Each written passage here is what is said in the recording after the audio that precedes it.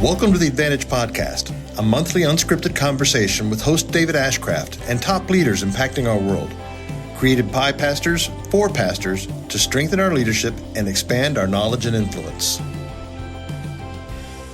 Well, hey guys, welcome to the Advantage Podcast, and I have a special guest today that I'm excited for you to meet. I am here with Jenni Catron, and just excited to have her. And Jenni, good to have you here with us today. And so maybe let's start out just by having you tell a little bit about who you are in case folks aren't familiar with you and your background, but definitely somebody involved in church work and church leadership. And so welcome. Glad to have you here. David, thanks so much for the conversation. I appreciate just investing in leaders like you are and being so intentional to invest in pastoral leaders. I'll try to make the story as brief as I can, but I say that I was born and raised, or I was raised in the church, but I really came to faith at the age of 8.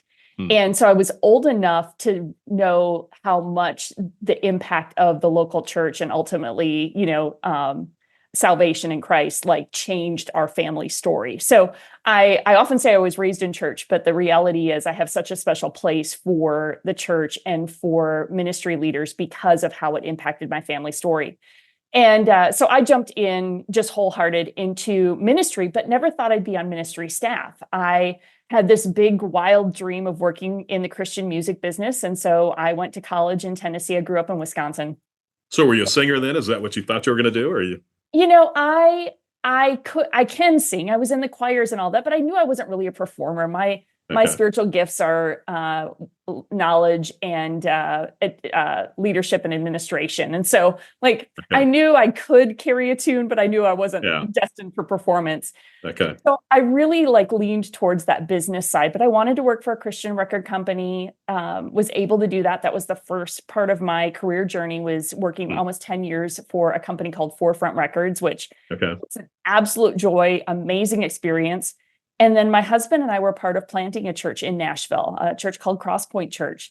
And I thought I was going to be a good, faithful volunteer, who was just showing up and helping support this church plant. And 3 years in, it grew rapidly. And the pastor and the elders tapped me on the shoulder and said, would you come here and serve on staff? And I thought, what am I going to do in a church? But it quickly, God just really began to illuminate for me that my gifts are really to help put feet to a vision, that I love coming alongside great visionaries and helping them figure out how to align a team to accomplish that mission. And I clearly felt like I was like, I need you to use that gift in this context. So I went on staff at Crosspoint Church as executive director, and we were... How big was the church at that time? Because you said it was 3 years old. So did it grow pretty quick? And it did grow. We were about 500 at that time, meeting in a school cafeteria. So, doing all the crazy setup, tear down. I think we were doing 4 services in a school cafeteria. I mean, it was just, and I'm sure many of the pastors listening have been there and done that. And I know you have, David. But let me ask you, Jenni, what's interesting. So you said you went on to be executive staff and you were a church of 500. So I enjoy strategic planning and things like that. So we didn't hire an executive staff member until we were well over 2,000. And so sometimes churches that are smaller will talk about getting an executive staff. And I'm like, oh, no, you don't want to do that. And yet I realize that's my personality and my gift mix. And so you came on at 500, and it sounds like it must have been a positive thing for the church. Yeah, that's a great observation, because I've noticed that in some of the work that I've done with pastors is that I think it really does depend on the skill set and talents, gifts of that senior leader. You're much more of a strategic thinker.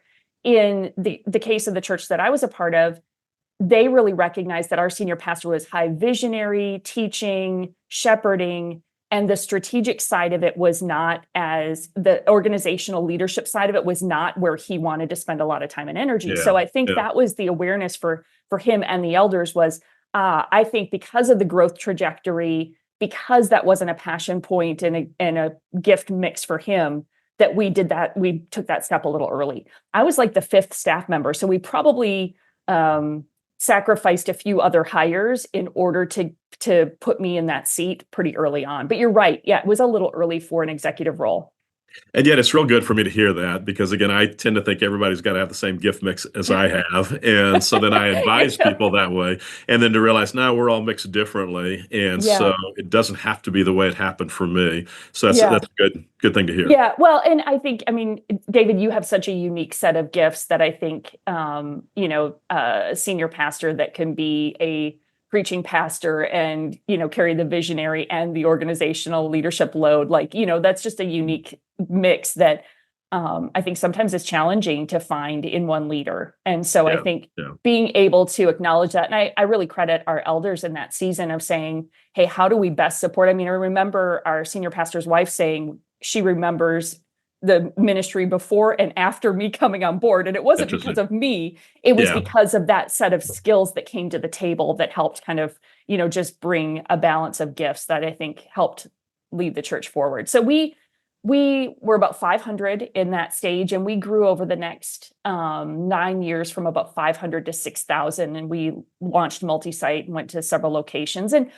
it was good, steady, steady growth. It wasn't Yeah. like overnight we went from 500 to 5,000. It was like just that kind of that steady growth over the course of those years. But still, every year it was a different church, and we were growing and expanding and trying to figure it all out. So So yeah. how did you do working with the senior pastor? So if he's more of a visionary, if he's strong teaching, speaking, Yeah. did you guys complement obviously you did complement each other. Did you struggle with each other because you were both different in your mindset, or how did that work?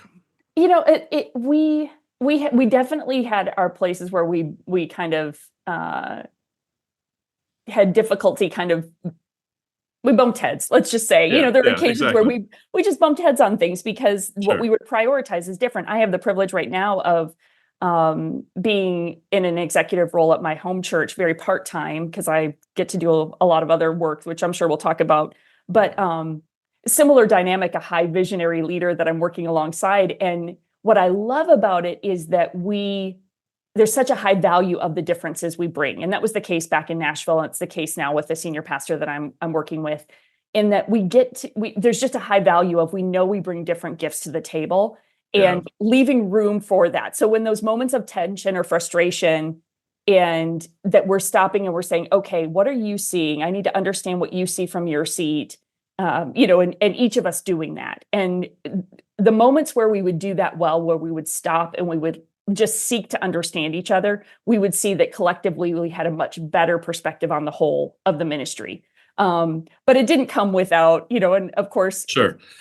he's senior leader. So there were places where I absolutely had to submit to that. And there were places where I would lean in a little more and say, hey, there's really something I need you to be mindful of here, because it's creating confusion for the team. And that was the thing. And we'll discuss this more, but I have such a passion for how to align the team and help ensure the team is equipped with what they need to succeed, that there were occasions where some of our biggest pain points or challenging spots were really about me recognizing the team had some level of confusion, and I really needed to be the bridge between the senior pastor and the rest of the team, and ensuring we were all collectively moving forward together. And so that was Yeah. kind of always how I envisioned my role, was Yeah.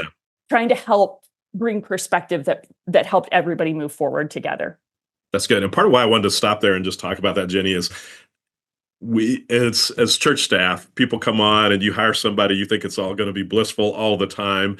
And oftentimes it is good, but oftentimes we struggle too. And so I appreciate you even saying that part of it was just recognizing we are different. We come from different perspectives, but together we can work. But it took recognizing that, admitting that, and then being willing to talk That's to right. kind of work through this. Yeah, and there were challenging moments. There were challenging times and the thing for us, especially in Nashville, is none of us had led a church that size. Yeah. Myself, the senior pastor, any of our team, nobody had been in a larger church than we were leading at the moment. So we were all in over our head. Yeah. So there was a little bit of that just mutual appreciation for what each was seeing, and honoring and respecting what each other was seeing, and then trying to figure out, okay, how do we move forward on this together? And and there were points where I had to lean in and try to figure out, how do I lead up in this and bring perspective that I think is really important. And sometimes I was right, and sometimes I wasn't right. Yeah. And so then having the humility to recognize that too, I could be really opinionated about something and then recognize that I had a blind spot, and that our senior leader was seeing, and I needed to be conscious of that. So. And I think, Jenni, one of the big takeaways is when we're working together with people, we're going to have different perspectives. That's going to That's happen. right. Is I think sometimes we run into those conflicts and think, oh no, things are falling apart. Or, oh no, what's wrong? And it Right. may not be anything wrong, other than that's part of the process God uses to take us forward and figure out the path Yeah. forward that's best. So yeah, good. So 9 years there at Crosspoint, and then what was your next step? Yeah, I had the privilege of going and serving at Menlo Church out in Menlo Park, California, for a couple years as executive pastor there, and different And was church. that with John Ortberg then? Were you there That with was him? I was there with John. I Good. met Okay. John at a global leadership summit, Okay. and shortly thereafter, the conversation just kind of flourished into he was looking for another executive pastor, and totally different dynamic in that I went from a church plant that was just scrappy and young and fast moving to going to a 140-year-old denominational church that, Yeah. much different environment, much different culture.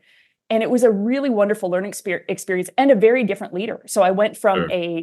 the leader in Nashville was a very driven, entrepreneurial type of church planting leader, to John, who is a very thoughtful, spiritual formation, and that is how he leads and how he guides. So I would go Yeah. into his office, and I would have a list of, a zillion things we needed to talk about.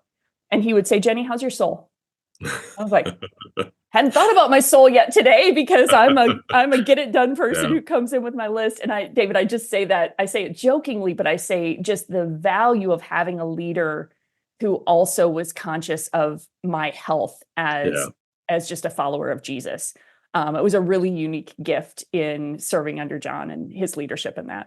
That's great. We actually had John come and speak to the Advantaged pastors Awesome. last year, and then he was a part of the podcast about a year ago. So appreciate him. That's so He's good. joined a lot, very much. Yeah. Yeah, Yeah. good. I mean, I still get to connect with John, but it was a really special gift to serve under his leadership for a season. Yeah, very cool.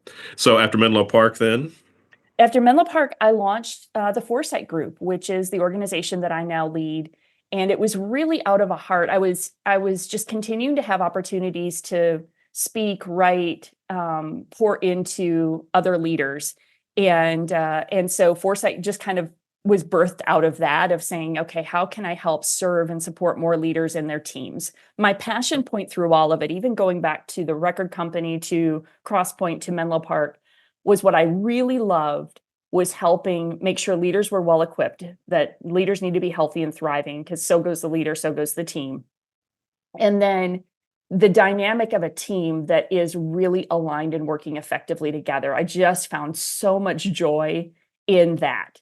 that's And good. I had been a part of both. I'd been a part of teams that, it felt like quicksand. You couldn't get anything done. Nobody was working together. Everybody's doubling down into their silos. And then I was a part of teams where it was like they were in it together. They were committed. They understood their roles, responsibilities, what everybody did. They understood the mission, and they were just clearly committed to making that happen. And I thought, gosh, it is so much more enjoyable to lead when Yeah. you have a team like that. And so if I could help leaders and teams thrive, because ultimately the mission is so critical. That's why Foresight was started, and that's what the work that we get to do. That's cool. So part of the way you and I engaged even recently, you've written a new book, and it's all about church. Well, I say it's about leadership, but it's about church culture and Yeah. staff culture. And so describe the book a little bit. I had an opportunity to read an advanced copy of it. Love the book, Yes, thank Jenni, you. and very Thank excited you. about it. So much so that I invited Jenni to come and speak at what we call Base Camp for the Global Leadership Network in February. And all of you guys are invited to come and be a part of Base Camp as well. But Jenni will be there and talking about culture. But maybe describe a little bit about the genesis of the book, and then let's talk about church culture or staff culture. Yeah. David, this really was the culmination of so many years of just trying to figure out, what do great what do great teams do, and what do leaders do who build great teams, right? So, if I trace my story, when I was at the record company, I was initially a part of just a phenomenal team. I didn't even know. I was in my early 20s, just out of college. I had no idea that I got dropped into an organization with great leadership and great culture. And so it was all I It's always knew. like that, huh? Yeah. So that's what every Yeah. job is like, right? And 8 years later, we were merged with another division of the company. And overnight, my experience as an employee went from amazing to awful. Like, I had loved going to work every day, and all of a sudden I just loathed it. And I spent about a year in the merged company, really out of respect for one of my previous leaders who had said, Jenni, would you give it a year? Just really wanting me to give it my best shot. And Yeah.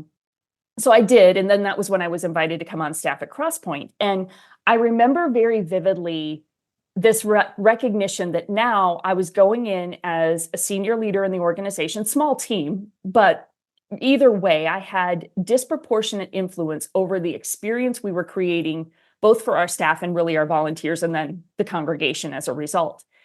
And I just became so burdened by that, David, that I was like, I now sit in a seat where I am going to shape the experience that our staff have, our volunteers have, and that is going to be how people experience our church. And so I just began studying and reading and just devoting myself to saying, what does it look like, and how do you define it? How do you protect it? How do you steward it? And so Did you even know it was culture back then, or that probably was the no, least of your thoughts is this is culture? So yeah. yeah, I wouldn't have even put that word on it. I Yeah. just knew that, like, I didn't want the teams that I was leading to have the experience that I had previously. And I wrote this kind of mantra. I wish I had it like readily available, but when I went from marketplace to ministry, I wrote this mantra of how I felt like the church should be the most inspiring place to be a part of. It should utilize people's gifts. We should be able to deploy our gifts for the good of the kingdom. And I just wrote this like 2-page thing in a little red journal of my vision for what the experience should look like for everybody who's a part of a local church. And it really should be the lighthouse to every organization around it.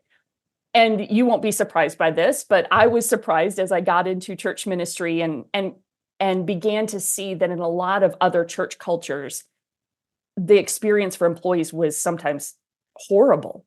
Yeah. And as much as we're about people in ministry, oftentimes, I often will tell pastors, your staff are your first congregation. They're your first line of care. They're the first team to support, to invest, to pour into, to ensure they are healthy and thriving, because they're impacting the rest of the congregation. And I just realized there was this gap, that I think we were missing that, and that we thought that because we're relational, just our relational hearts would solve a multitude of sins. And what I began to discover is that we really needed to be more intentional and thoughtful. And ultimately, in the book, I talk about a culture operating system that, just like every other key initiative in your ministry, you have a strategy for your outreach. You have a strategic plan for your mission in general. You've crafted purpose, mission statements and vision statements, and you've spent time and energy and resources. But have we built a plan for the stewardship of our people? Yeah, no, that's good. And can I go back to one thing you said? I think when you started, you said part of why you wrote that mantra was because you didn't want the church culture to experience what you had experienced in that transition. And so oftentimes we'll go through a negative experience or a negative time in our ministry, and we'll think, oh, what was that about? I know for myself, similar to you, it was things that I didn't like growing up about church that caused me to do church the way we did it for the last 35 years. And you had an experience that was maybe negative, but God was able to use that to say, okay, but now let's figure out how to do things in a positive way moving forward. And so I think it's learning from those times that aren't always as positive as we would like them to be, and say, okay, what's God teaching me here, so that it doesn't continue that way. So I think that's cool to see that. Yeah. Yeah. I feel like those are always my best learning moments, right? Is like the hard one. As much as you try to avoid the challenges or the difficult seasons, it's like, gosh, if the opportunity in that is so great. Because again, it was so distinct, the experience. And I just thought, I just have such a heart for stewarding the talent that God brings to us. And that's really the way, like, I look at it. Again, David, the irony of all of it is that I'm a firstborn A-type overachiever who loves to be a Lone Ranger. And the fact that God has me in a place now where I'm so passionate about the responsibility that leaders have, and so committed to how to invest and develop healthy teams. It's just That's great. ironic because it's so counter to my nature. Yeah. And but you see the experience of it, and you just recognize how we and I really do see culture as a stewardship responsibility, Yeah. that the team that God has assembled for us in this season is just a unique combination of individuals with different gifts and skills and talents and experiences, and the opportunities that God has given our church. And in this case, you're talking to so many pastors, the unique opportunity that God has given your church in the season that you're in with this team of people assembled is the uniqueness that is shaping the culture you have. But Yeah. your intentionality in that is the distinctiveness. So you talk about being intentional. What are some keys then to developing a healthy team and just working together in a way that's productive, but also isn't detrimental to the individual? So describe what a healthy team looks like, and how do you even get there? Yeah. And honestly, I think we could rattle off a lot of things that would say, yeah, we want that to be true of every team. But my conviction is, I think every leader needs to define, who are we? So my definition of culture is who we are and how we work together to achieve our mission.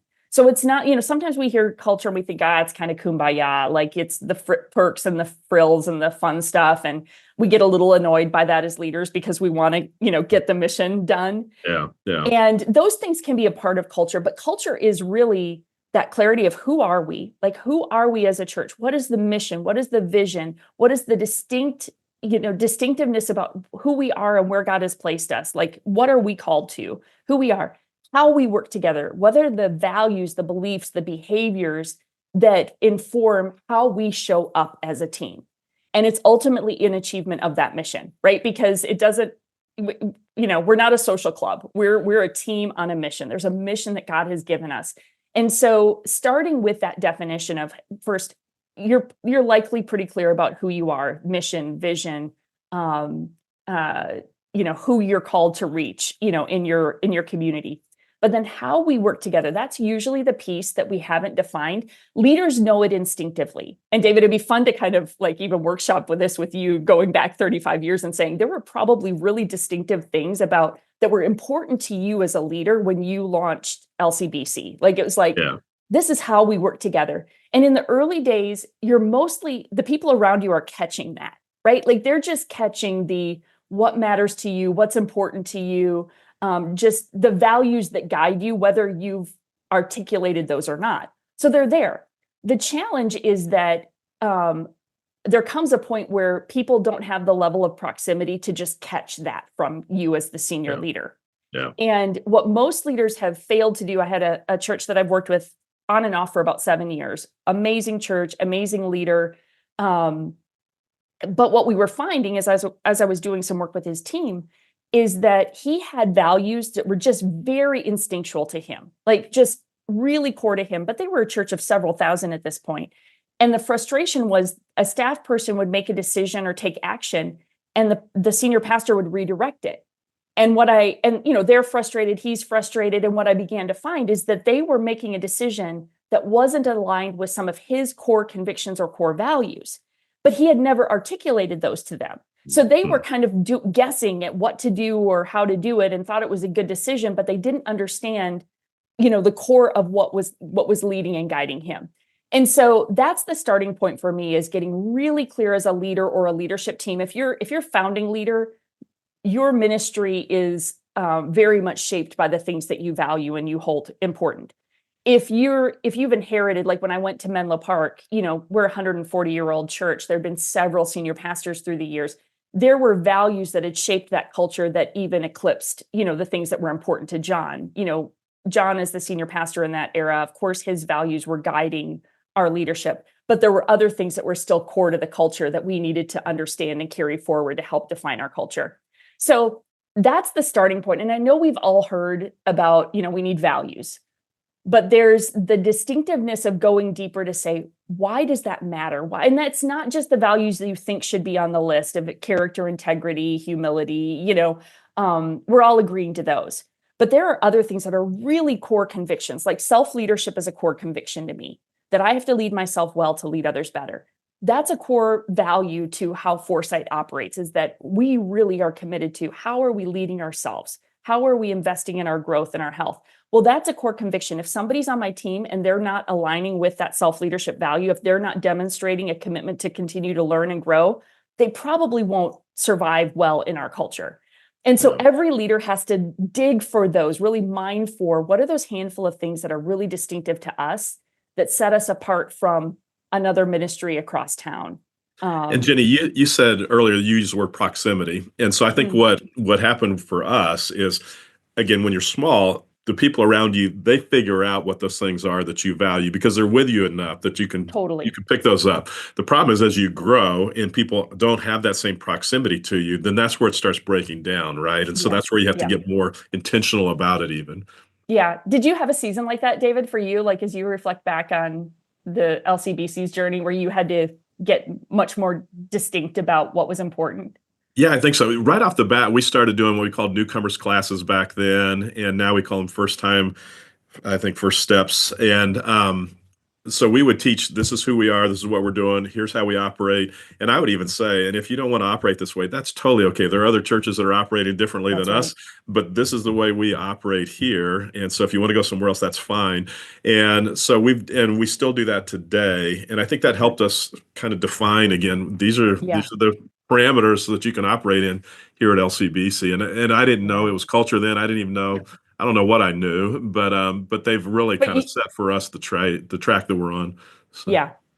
Well, and I love that. And you kind of teased out something that I think is also important in a ministry context, in that there's the importance of doing that for the church culture of like, hey, what's the mission, the vision, the values that guide. I love how you said it, like this is who we are and how we're going to carry out the ministry of this church. And that may or may not be a great fit for you, but there's clarity in that, which one of my just convictions is that clarity is the chief indicator of the health of a culture. So leaders have to fight for that clarity of like, how can I give people a level of clarity that helps them understand how to win here, how to join us in the mission we're a part of. And then I think there's another layer of, and I think you all have done this as well, is those values that are true for the congregation, for the church at large. And then there's another set of values that I often encourage churches to have, is the set of staff values of like, okay, now here's how we work together, because now we're giving the best hours of our day. It's our primary, it's our work experience along with our ministry experience. And what I often find is there's just, I'm looking over here because I have a set of nesting dolls that I often will grab and show that like, it's like the larger nesting doll is the mission and vision of the church. And then the church values sit inside of that. And then the staff values sit inside of that. So they've all got to be aligned. It's all got to be congruent. But you're going a layer deeper to say, hey, now that you're a part of staff, there's even a deeper level. There's another set of values that are core to how we work together. One of the ones that we had back at Crosspoint, and that's when I really started working out the framework that I outline in the book, is like I was actively like working this out with a team that was growing rapidly. And we had a value of collaborative communication. Now, that doesn't sound terribly exciting, but what was happening is we were now moving into multi-site. We were about to launch our third location. And any of the leaders who are doing multi-site church know that communication breaks down in every which way, as in any type of growth, but particularly in multi-site, it was like, we were just failing in communication on every level. And we paused and said, okay, this is one of the values we need to elevate in its importance for us as a team. And we said, what's the belief behind that? The belief is that communication is an act of respect to our coworkers. That, every one of us was feeling disrespected because we weren't getting the right information at the right time, and it was hindering us from doing good work. And so we said, that's the belief behind it. Well, what are the behaviors? So this is where we went deeper in the definition of the value to help our team really grasp it and understand and really guide their work. We said, okay, well, what are the behaviors? Well, if we just ask 3 questions, who needs to know, What do they need to know? And when do they need to know it? If we just ask those 3 questions of each other, we're going to increase our communication pretty quickly. If I'm about to make a decision in kids ministry over here, I need to think, who needs to know this? Okay, the other locations need to know this. What do they need to know specifically? And when? And as soon as I ask myself those questions, it slows me down enough to make sure I'm equipping my coworkers effectively. And so we just went through that exercise, and then we put sticky statements on them. Our sticky statement for that one was use your blinker, because I was known for my efficient driving style. I like to get places quickly. And it was kind of a running joke inside of our staff culture. And I said, but if you notice, I religiously use my turn signal, because if you're going to move fast, if you don't communicate, you're going to crash. And that was the thing that kind of illuminated the power of collaborative communication, which was, everybody's like, yeah, of course, we need to communicate well. But everybody got the visual of that, and they understood, especially the belief of like, it's an act of respect. Like, it's respecting my coworkers to make sure I communicate well. So I share all of that because it's the framework that starts to give values more stickiness than just phrases we put on the wall. And that's when our team begin to live into them. Exactly. A couple of things you said that I like. One, I love the fact that you said use your blinker. I think that must be a Southern thing. I call it a blinker, and then people make fun of me in Pennsylvania for calling it a blinker. And what's that? So I love that terminology. And I think too, Jenni, what happens as we grow as organizations, communication oftentimes is the first thing that breaks down. For sure. And especially like you said, multi-site. A number of our churches are doing multi-site. And boy, that's where it starts popping up more than ever. And so that's where these values, the proximity starts further and further away from you as the leader. That's right. And so I love the just simplicity of your 3 statements there of communication. But it also means at that point, the complexity gets bigger and bigger, harder and harder, and yet you have to simplify and get down to those basic things like how do we talk to each other, and how do we make sure we communicate with one another? I love that. Yeah, I just found that's the thing, that it's a tool that's in the framework, is we just call it the values grid. But that digging into, okay, what's important to us, but then why and how, and what are the stories or the language that we can use to help it kind of just connect deeper to our team. It just begins to give a level of clarity and simplicity. Because the funny part is, nobody remembers all of the little nuances. They just remember the phrase, use your blinker. And I still will get emails from some of the staff that I worked with back in that day who will say, hey, using my blinker, thought you'd love to know this. That's good. And so that's when things begin to really shape your culture, when language and stories begin to help shape our behavior. And it becomes really powerful, because now it's going back to, we talk about those early days, a small team, culture's caught. But that lack of proximity quickly means we've got to start teaching what's important, from caught to taught. We've got to start teaching what's important to us. But then as we're teaching it, and as they're beginning to live into it, now they're modeling it, so it's caught and it's taught. And that's what you're hoping for inside of a great culture, is that the who we are and how we work together, we've put enough definition and clarity around that, and then built systems to consistently keep it in front of our team, so that they're both teaching it and they're catching it. That's good. That's good. Jenni, one of my I don't know, beliefs, one of my observations with pastors is we get bored real quickly. And so we think we've got to constantly change language, or we've got to change the processes that we're working with. And I think that's, I don't know if it's one of the biggest destructors of culture, but I think it sometimes hurts us so much because we're afraid to tell the same story over and over. And for 35 years, 34, 32 years that I was at LCBC, I told many of the same stories again and again, and I would say to the church, so you've heard me say this before, and we just tell the same story. And they loved it, and you kind of roll your eyes and go, oh, here we go again. But there's something about repeating the same stories, not always thinking you have to do something new or say it differently. I think there's value in that. So.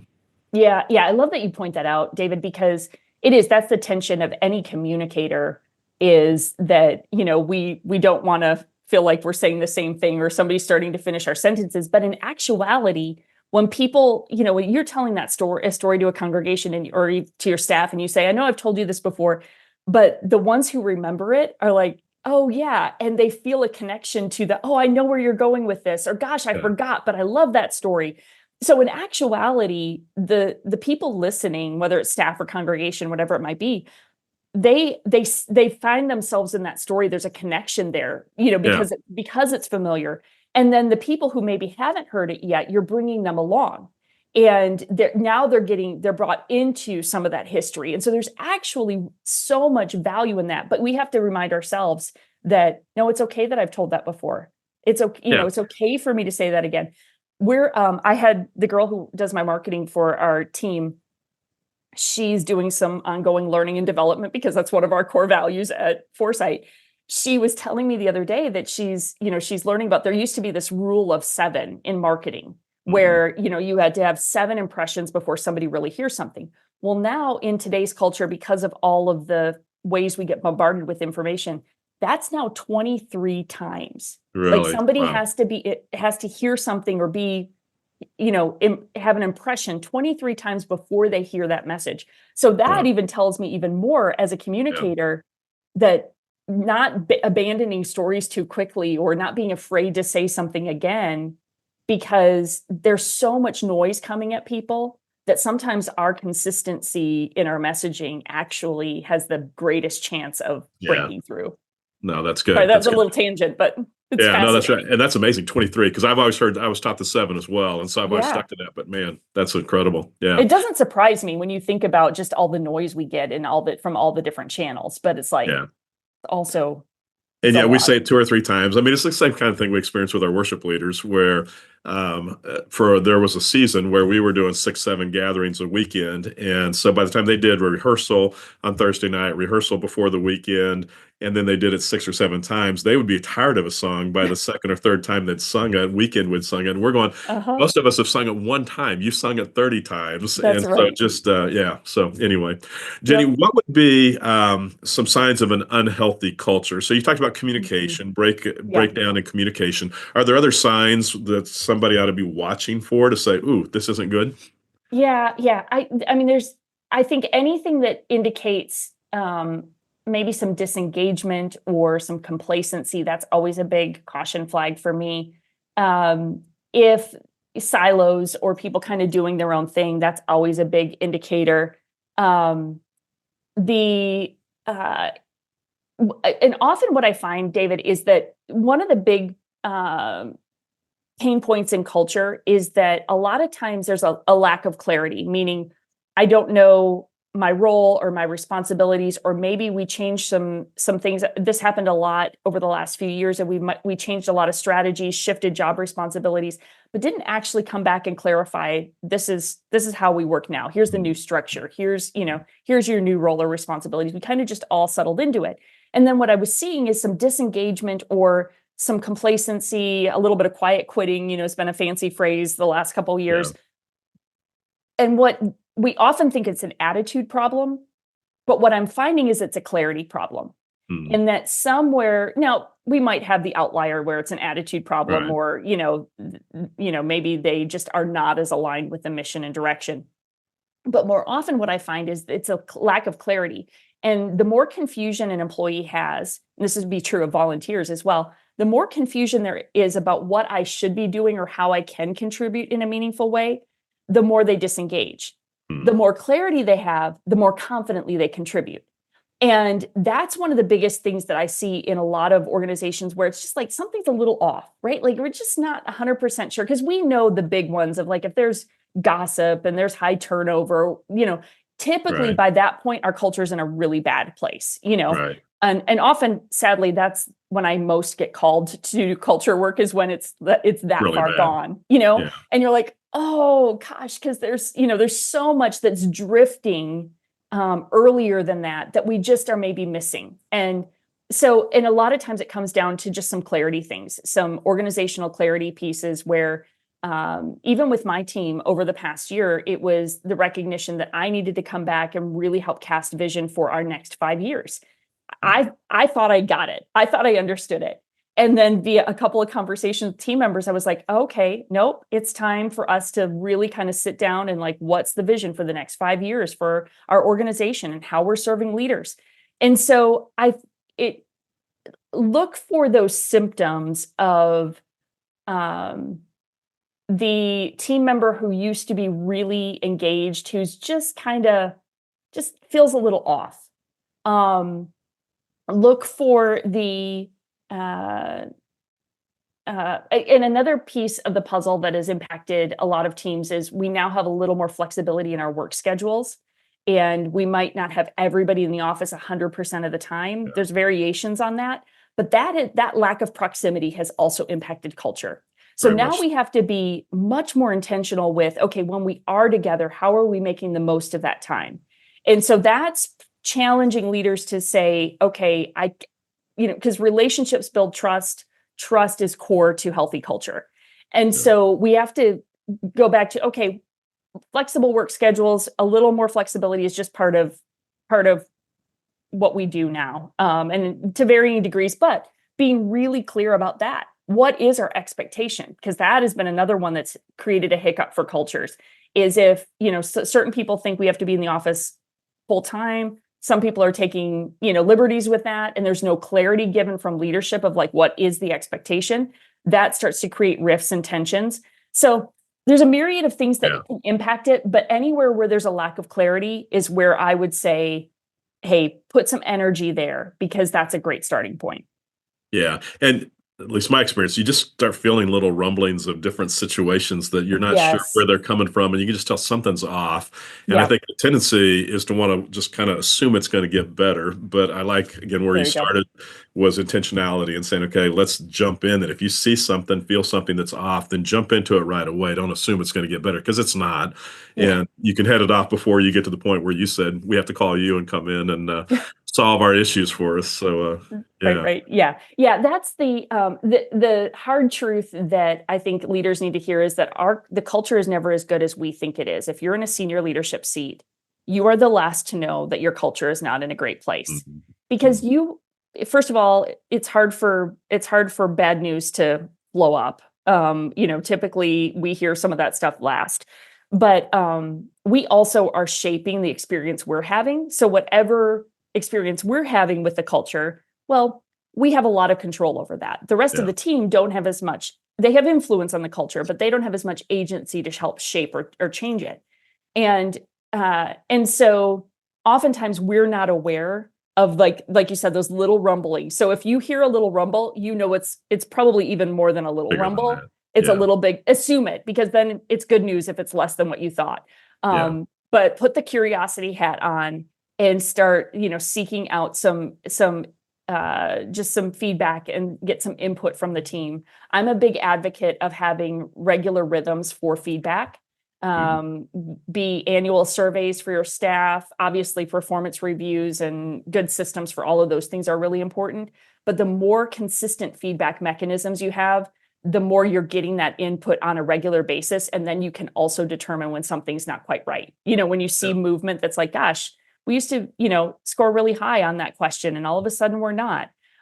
If you just survey when you finally hear all the rumblings, then you have no benchmark for what you look like in a healthier place. So again, the more proactive, this is my personal mission, David, is if I could get more leaders being proactive to define and build a plan for their culture, just like you build a plan for your strategy every year. If you were intentional to define the culture you aspire to and build the plan to help you consistently live into it, then you won't need me. Yeah, that's great. And yeah.